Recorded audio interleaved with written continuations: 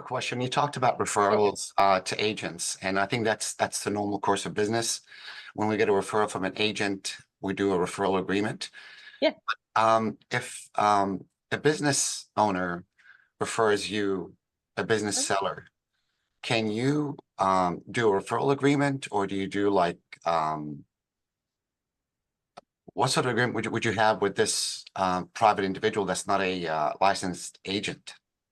And can you Well, get a in referral fee? California, yeah, you can pay. So the only thing, and again, this is state by state. So if you're out of California, I don't know your state laws, so be careful and make sure you look them up first. But in California, the only referral fees that you cannot pay are basically if you are selling 1 to 4 residential, then you cannot pay referral fees to non-licensed people. But anybody, since we're selling businesses, we can pay all the referral fees we want.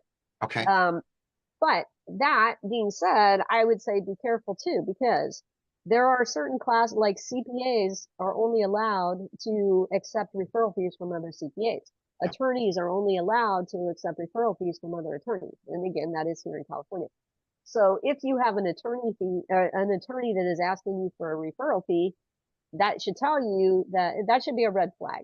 I mean, we all look for red flags from our sellers, right?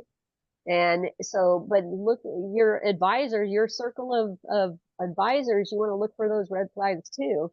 And if somebody's asking you for referral fees and you know they're not able to accept them, that's a red flag. That means they're ethically challenged and you probably don't want to work with them.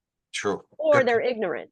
Now, Good I point. mean, I'm saying they're ethically challenged, may not be. So maybe they need the education and you educate them first. But then if they say, yeah, because I had a CPA wanted me to send him a referral fee, but not send it to him. He wanted me to do a donation or some kind of thing, a donation in his name to his kid's private school or something like that. It was just like, dude, Can do it.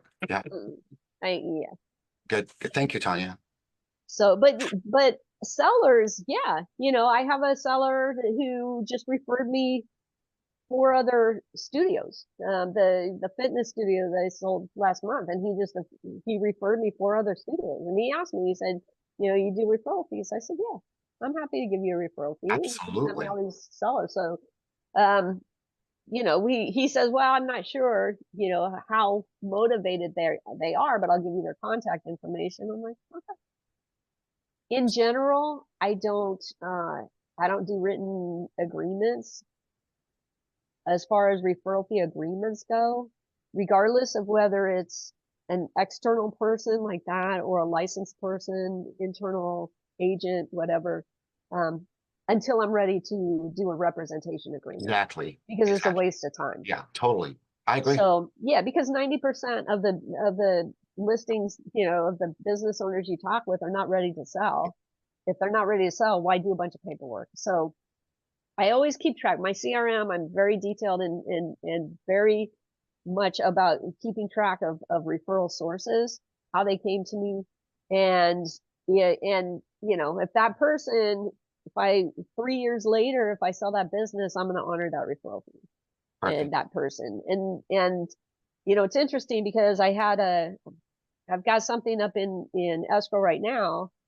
The referral fee was signed well over a year ago, and the referral agreement rather was signed well over a year ago. And corporate is sending me, information because there's no expiration date on the referral fee agreement.